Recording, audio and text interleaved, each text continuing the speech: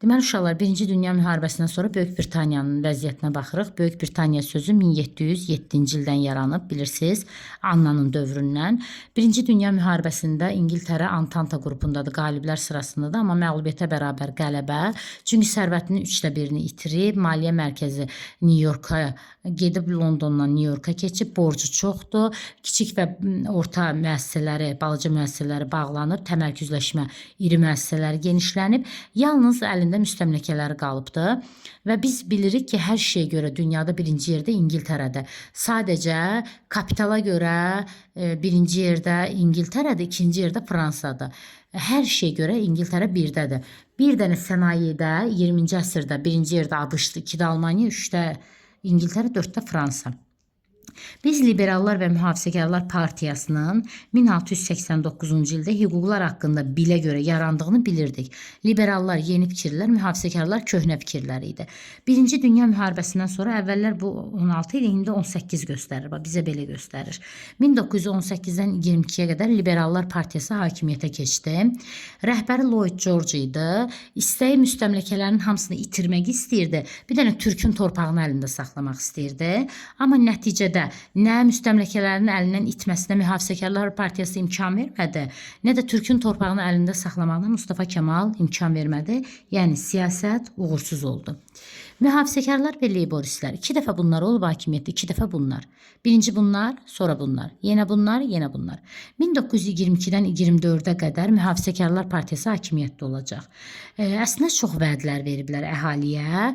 Birinci dövrdən gedir söhbət, 1922-dən 1924-cü ilə qədər çox vədlər veriblər əhaliyə, amma heç birini həyata keçirməyiblər, yəni uğursuz olub. Sonra gəlib Leyboristlər. Leyboristlər özü uşaqlar 1900-cü ildə yaranıb. Amma 2 dəfə hakimiyyətdə olub bu dərsin içində. 24-də, bir də 29-da. 24-dən əvvəli gəliblər, sonu gediblər. Yanvarda gəliblər, oktyabrda gediblər, uğursuz. Bunların da birinci dönəmi uğursuzdur. Sonra təzədən hakimiyyətə gəlib mühafizəkarlar 24-dən 29-a qədər. Vergini azaldıblar, vəziyyəti düzəldiblər, pensiya yaşını endiriblər, sosial müavinət ehtiyacı olanlara kömək ediblər, maliyyə cəhətdən ABŞ-la bərabərləşib, axır gəlib çatıb ABŞ-a, müstəmləkələrini dəstəkləyirdi, çünki qazancı oradan idi. 1927-ci ildə tətilləri qadağan eləyib. Yəni heç kəs etiraz eləyə bilməz, heç kəs çıxıb miting keçirə bilməz. Bu da 29-cu ildə bunların istifaya getməsinə səbəb oldu.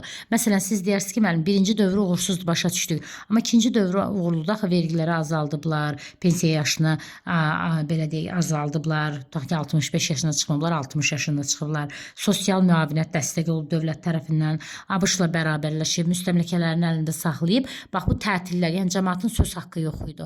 Bunun qadağan olması 29-da onların istifasına səbəb oldu. 29-da gəldi Leyboristlər 31-ə qədər. Rəhbərdə McDonald'dır. Təbii ki, bunların siyasətinin davamı idi, işsizliyə qarşı idi, qəşəng sığorta sistemi yaratdılar, köçürmə siyasəti var, böhran zəiflədi onların dövründə, SSR ilə yaxınlaşdı, düzü soyuq yaxınlaşma idi, yenə də yaxınlaşdı, geniş müstəmləkələri var idi, amma bütün məsələləri həll eləmədilər və Leyboristlər istifaya getdi, yəni tam öhdəsindən gələ bilmədilər. Tutaq ki, bizə desə ki, verginin azalması, pensiya yaşının azalması, sosial müavinət, maliyyə cəhətdən ABŞ-la bərabərləşmək, tətillər, bunu götürəcək mühafizəkarların ikinci dönəminə. Bizə desə ki, sığorta sistemi, köçürmə siyasəti, SSR-ilə yaxınlaşma, işsizliyə qarşı, bu da Leyboristlər, amma tam şəkildə həyata keçirə bilmədilər, yəni devrildilər. 1931-dən 35-ə qədər milli hökumət yarandı. McDonald koalisiya yaratdı. Koalisiya qrup deməkdir. Liberallar, mühafizəkarlar əslində 3-ü birində deyək də, 3-ü birində.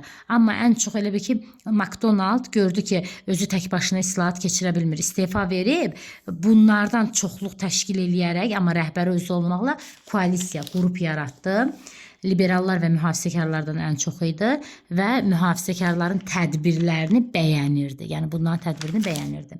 Sonra 37-dən 40-a qədər isə mühafizəkarlardı yeni hakimiyyətdə. Yaramazın təki Chamberlain siyasəti uğursuzdu. Niyə? Çünki 38-də Münhen sövdələşməsini imzalayıb.